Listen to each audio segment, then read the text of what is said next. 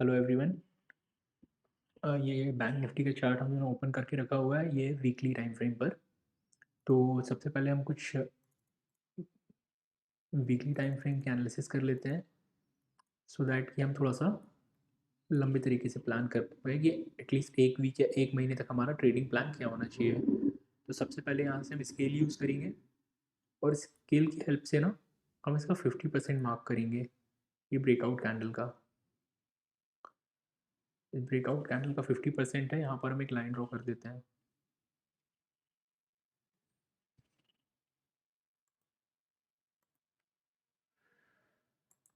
अब आ जाते हैं हम थोड़े से छोटे टाइम फ्रेम पे। जैसे कि अभी आप देखेंगे बैंक निफ्टी में क्या हुआ, ये एक पैटर्न बना है, बहुत बढ़िया पैटर्न बना है कंसोलिडेट। तो ऊपर की तरफ गया, अगर आप इसको वीकली पे देखेंगे तो कुछ कप एंड हैंडल टाइप का दिखेगा।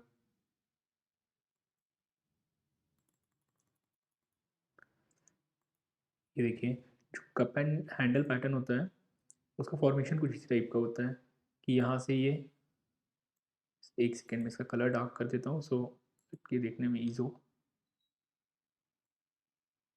यहाँ से एक कप एंड ये हैंडल, और ये जो ब्रेकआउट हुआ है काफ़ी अच्छी रैली देगा। तो ब्रेकआउट का सबसे पहला रूल क्या होता है कि ब्रेकआउट कंसोलिडेशन के बाद होना चाहिए। जैसे ये जो जोन है यहाँ, इसके अबव ब्रेकआउट आया था यहाँ पर, तो मार्केट ने क्या किया, यहाँ फर्स्ट टाइम गया, रिजेक्ट हुआ, यहाँ पे कब का हैंडल बना, बट अगेन जब ये ब्रेकआउट दे रहा था ना तो ये डायरेक्ट इसने ब्रेक नहीं किया। अगर डायरेक्ट ब्रेक करता तो ये अपने सारे मूविंग एवरेजेस से दूर आ जाता और ये ब्रेकआउट सस्टेन नहीं कर पाता है इस कंडीशंस में कि गैप अप ओपन हो गया या विदाउट कंसोलिडेशन ब्रेकआउट हो गया। तो यहाँ इसने ब्रेक लिया एटलीस्ट 2 वीक का, ये हेल्दी होता है मार्केट के लिए, और उसके बाद इसने ब्रेकआउट दिया। तो अभी ब्रेकआउट के बाद ये 2 से 3, मतलब ऑलमोस्ट 2 से 3 हज़ार पॉइंट की रैली इसमें आ चुकी है। बट बैंक निफ्टी अब जिस पॉइंट पर है तो मुझे नहीं लगता कि 800 पॉइंट 1000 पॉइंट कुछ भी मायने रखता है। अभी बैंक निफ्टी का मेरा टारगेट है ऑलमोस्ट अबव 45,000। बट ये 45,000 इतनी जल्दी नहीं जाएगा क्योंकि जो बाइंग होती है वो थोड़ा सा स्लो होती है। और बाइंग के सिनेरियो में क्या होता है कि कंसोलिडेशन होता है, गैप अप ओपनिंग होती है और इस टाइप से जाता है, तो हमें इतने मौके नहीं देता है ज़्यादा कि हम बाय कर पाएँ। तो आगे की हमारी जो स्ट्रैटेजी है वो ये है कि अगर बैंक निफ्टी अब, जैसे ये जो राउंड लेवल्स होते हैं 43,000, इसके अबव गया तो था बट क्लोज नहीं हो पाया।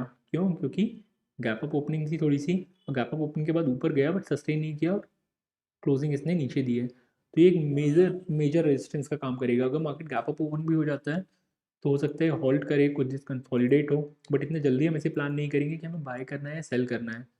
तो अभी जो फ्रेश बाइंग है वो हम कहाँ से करेंगे, 43,300 के अबव। और ये जो कंसोलिडेशन का जोन है इसे हम थोड़ा सा अवॉइड करेंगे। और टू बी वेरी फ्रैंक, अच्छा पहले मैं एनालिसिस कर देता हूँ फिर मैं बताता हूँ कि मैं वीकली और मंथली किस तरह से प्लान करता हूँ। एज अ बिगनर पहले मैं ऑप्शन बाइंग करता था, काफ़ी ज़्यादा करता था कि ब्रेकआउट आया तो बाय कर लिया, ब्रेक डाउन आया सेल कर दिया, 5 में काफ़ी सारी स्ट्रैटेजीज़ हैं।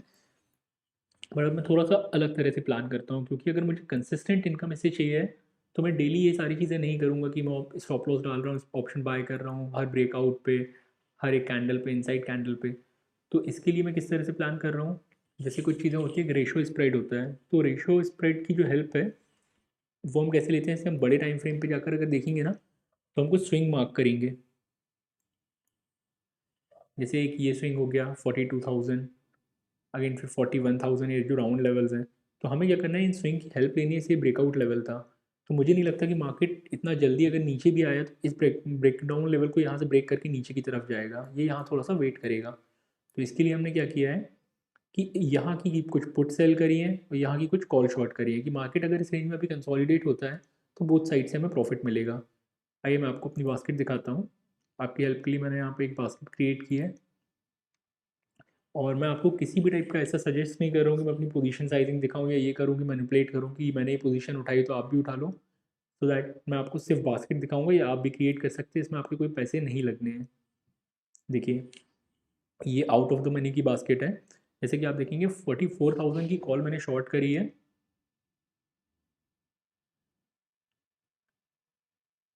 1 दिसंबर की। जो मैंने शॉर्ट करी थी 32 रुपीज़ पे, 32 का ये जो अभी प्राइस है वो आ गया है 25। और मैंने जो पुट शॉर्ट करी थी 56 पे करी थी 42,000 की। देखिए 2000 पॉइंट की रेंज है हमारे पास, और मार्केट अभी हमारी रेंज के अंदर ही है, ये 42,900 पर है।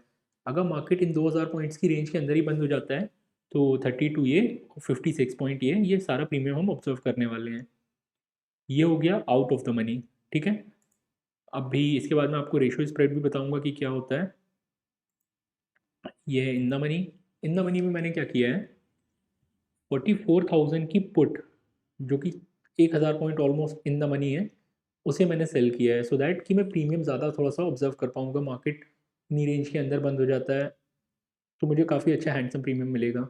जैसे कि 1078 पर मैंने इसे सेल किया है, अभी इसकी प्राइस चल रही है 961। तो इस हिसाब से ऑलमोस्ट मैंने काफ़ी मोर देन 100 पॉइंट्स, अगर हम इसको कैलकुलेट करें तो 1078 माइनस 961, ऑलमोस्ट 120 पॉइंट के आसपास, 117 पॉइंट, 120 पॉइंट यहाँ पे मैंने ऑब्जर्व किए हैं। और यहाँ पर 1016 के प्रीमियम पे मैंने सेल करी है कॉल 42,000 की। तो इसकी जो प्राइस है 1082 है अभी।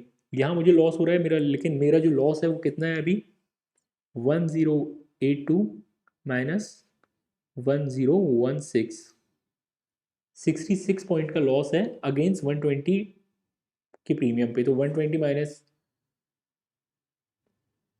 ऑलमोस्ट 54 पॉइंट का अभी भी मेरा प्रॉफिट चल रहा है। तो अगर आपको कैलकुलेटिव रिस्क ही लेनी है और ये नहीं करना है कि ब्रेकआउट आया, ट्रेड ले लिया, पुट खरीद लिया, कॉल खरीद लिया और फिर थीटा डिके में आप फंस जाते हैं। अगर एक्चुअल में आप मार्केट से कंसिस्टेंट पैसा कमाना चाहते हैं और इसे एक बिजनेस की तरह देखते हैं, तो अब जो मैं बता रहा हूँ ये थोड़ा आप ध्यान से सुनिएगा।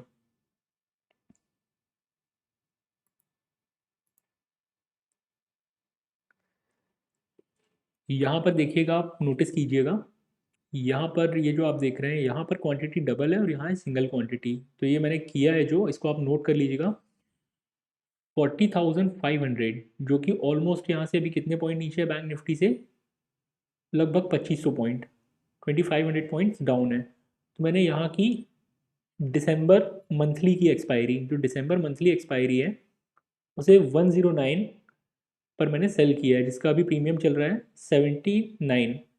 तो ऑलमोस्ट हमको यहाँ पे 30 पॉइंट्स मिल चुके हैं। और इसे प्रोटेक्ट करने के लिए हमने क्या किया, यहाँ पर हमारे दो लॉट हैं, तो इट मीन्स 109 इंटू टू, लगभग 120 रुपये का प्रीमियम हम यहाँ पर क्रेडिट कर रहे हैं। उसके अगेंस्ट में जो डेबिट करने वाले हैं वो है 72। तो यहाँ हमने स्ट्राइक प्राइस चूज़ करी है 40,000, 40,000 की पुट मंथली। तो इन दैट केस अगर मार्केट में कोई भी ड्रास्टिक मूव आता है कि मार्केट गैप डाउन ओपन हो जाता है या किसी भी टाइप का क्रैश आता है, तो बट यहाँ पर आपको मेरा व्यू समझना पड़ेगा। अभी मेरा व्यू ये है कि मार्केट बुलिश है, थोड़ा कंसोलिडेट होगा, रिटेस्ट लेगा, बट क्रैश नहीं होगा। तो इस केस में हमने क्या किया है, इसे हम रेशियो स्प्रेड बोलते हैं। रेशियो स्प्रेड में हमने क्या किया है, दो पुट्स सेल की है और एक पुट उससे 500 पॉइंट डाउन की बाय की है। तो इन केस अगर मार्केट ड्रास्टिकली नीचे की तरफ आता है, तो ये जो हमने एक पुट बाय की है 72 रुपीज़ के प्रीमियम पे, ये ऑलमोस्ट 150, 200, 300 रुपये के प्रीमियम पे हमें मिलेगी। तो ये जो हमारा यहाँ पर हमारा जो क्रेडिट है 120 का, ये इसे कवर कर लेगी। तो रिस्क हमारी मुश्किल से 2 से 3% की है, उससे ज़्यादा की नहीं है, जो कैपिटल हमने डिप्लॉय किया है। तो इस तरीके से जो बुल स्प्रेड है, बियर स्प्रेड है, ये सारी चीज़ें मैं क्रिएट करना आपको और भी बताऊंगा आगे, अगर आप इंटरेस्टेड है तो बताइएगा। इसी तरह से हम कंसिस्टेंटली मुनाफा कमाते हैं। और आ जाते हैं अब एनालिसिस पे वापस। तो ये मैंने आपको बता दिया है, आप बास्केट की हेल्प ले सकते हैं, ज़रूरी नहीं कि एग्जीक्यूट करके ही आप करें, इसीलिए मैंने आपको ऑर्डर और किसी भी टाइप की चीज़ दिखा के मैनिपुलेट करने की कोशिश नहीं की है। आ जाते हैं बैंक निफ्टी पर। बैंक निफ्टी को अगर अब आप छोटे टाइम फ्रेम पे देखेंगे, एक्चुअली मेरा प्रीमियम अब एक्सपायर हो गया और मुझे लेने की ज़रूरत भी नहीं, क्योंकि मुझे नहीं लगता कि प्रीमियम वर्थ इट है। और मैं ये सजेस्ट करूँगा आप भी मत लीजिएगा। जैसे कि इस रेजिस्टेंस जोन के बाद बैंक निफ्टी नीचे की तरफ आया है 15 मिनट टाइम फ्रेम पर, तो अभी मैं इसमें बाइंग की अपॉर्चुनिटीज़ नहीं ढूंढ रहा हूँ अभी। जो इसमें मैंने ये जो रेशियो स्प्रेड आपको बताया है, मैं इसी स्ट्रैटेजी से काम करूँगा और प्रीमियम ऑब्जर्व करूँगा। और अगर एज अ ऑप्शन बायर आप ट्रेड करना चाहते हैं मंडे को, तो आप निफ्टी को ट्रेड कर सकते हैं। निफ्टी एक बहुत इंपॉर्टेंट लेवल पर है अभी। लेकिन निफ्टी मैं आपको दिखाता हूँ वन डे टाइम फ्रेम पर। ये ड्राइंग्स में क्लियर कर देता हूँ।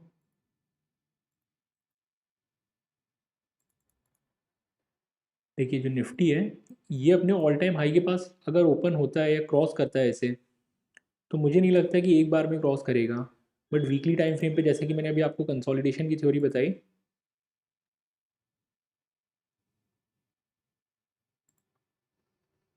देखिए निफ्टी में क्या हुआ, वीकली टाइम फ्रेम पर अगर आप देखेंगे पैटर्न वही है,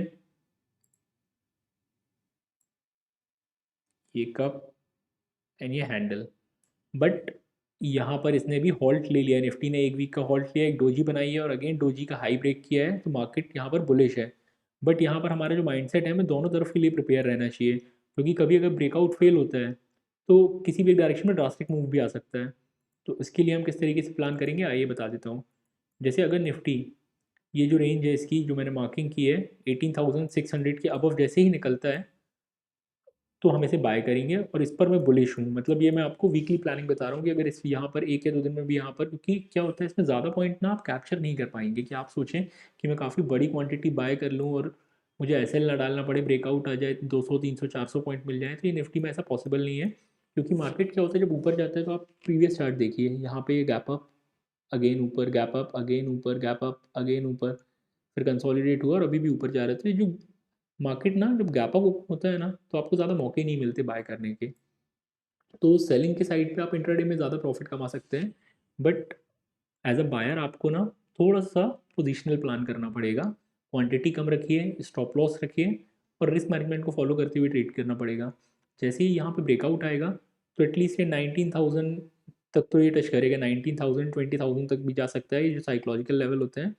और उसके बाद थोड़ा सा कंसोलिडेट होगा और फिर ऊपर की तरफ रैली स्टार्ट होगी। तो इस कंडीशन में हमें क्या करना चाहिए कि पुट के कुछ स्प्रेड्स बना सकते हैं हम नीचे के, डाउन साइड के। और बाकी मैं अभी कॉल शॉर्ट करने के फेवर में नहीं हूँ, क्योंकि जैसे ही इस टाइप का ब्रेकआउट आता है, ऑल टाइम हाई को ब्रेक करती है कोई भी प्राइस, तो काफ़ी बड़ा मोमेंटम आ सकता है। तो अगर एज अ बायर मैं निफ्टी पर जाऊँगा, और एज अ ऑप्शन सेलर अभी मैं बैंक निफ्टी पर ट्रेड कर रहा हूँ। और कुछ स्टॉक्स भी मैंने मार्क किए हैं, जैसे कि टाटा मोटर्स। टाटा मोटर्स में अगर आप देखेंगे तो यहाँ पर जो पैटर्न था वो एक बॉक्स पैटर्न में, काफ़ी टाइम से एक बॉक्स पैटर्न के अंदर ट्रेड कर रहा था।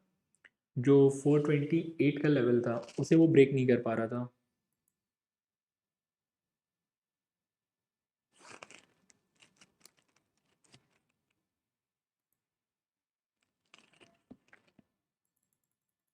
टाटा मोटर्स का ये वनडे का चार्ट है, जैसा कि आप देखेंगे ब्रेकआउट तो यहीं पर आ गया था, उसके बाद ये रैली हुई, बट अब ये डब्लू फॉर्मेशन बना है और यहाँ पर एक बॉक्स पैटर्न के अंदर फंसा हुआ था मार्केट ना। 428 को ब्रेकआउट नहीं दे पा रहा था ये, 428 के प्राइस को। एक दिन गैप अप ओपन हुआ, देखिए कितनी शार्प सेलिंग आई थी। बट अगेन यहाँ से बायर्स आए, रिजेक्शन मिला और फाइनली अब इसमें ब्रेकआउट आया है। तो इस ब्रेकआउट को हम ऐसे ट्रीट करेंगे कि मुझे लगता है कि काफ़ी टाइम से ये जो शेयर है फंडामेंटली स्ट्रॉन्ग शेयर है, और यहाँ से ऑलमोस्ट इसने बड़ा डाउन डाउन ट्रेंड देने के बाद अब इसका ब्रेकआउट हुआ है। तो इन्वेस्टमेंट वाले जो लोग हैं जो सेफ साइड थोड़ा सा पोजिशनल प्लान करते हैं, तो टाटा मोटर्स बाय कर सकते हैं करेंट प्राइस पे। लास्ट स्विंग का आपको स्टॉप लॉस लगाना है, आपका स्टॉप लॉस रहेगा 420 का। अगर प्राइस 420 के बिलो जाता है तो आपको अपनी पोजीशन कट कर देनी है। और वैसे ये इन्वेस्टमेंट वाला स्टॉक है, आप नहीं भी काटेंगे तो कोई प्रॉब्लम नहीं है। बट टाटा मोटर्स में मैं काफ़ी बुलिश हूँ, जो भी लोग आप इन्वेस्टमेंट करना चाहते हैं तो टाटा मोटर्स के शेयर को भी आप उठा सकते हैं, क्योंकि सारे फैक्टर्स, अभी मार्केट भी बुलिश है, market all time high cross करने वाला है। तो ये जो फंडामेंटली स्ट्रॉन्ग शेयर्स हैं, ये कंपनियाँ काफ़ी अच्छा परफॉर्म करेंगी। और सेम हमें टाटा स्टील में भी देखने मिलेगा।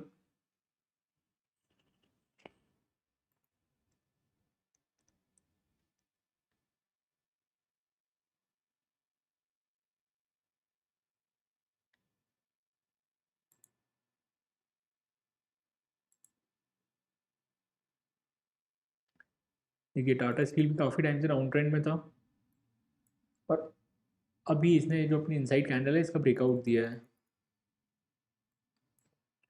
तो टाटा स्टील पर भी हमें बुलिश ही रहना है, लास्ट स्विंग का स्टॉप लॉस लगाना है, हमारा स्टॉप लॉस होगा 103। और टारगेट्स हम काफ़ी बड़े ले सकते हैं इसमें।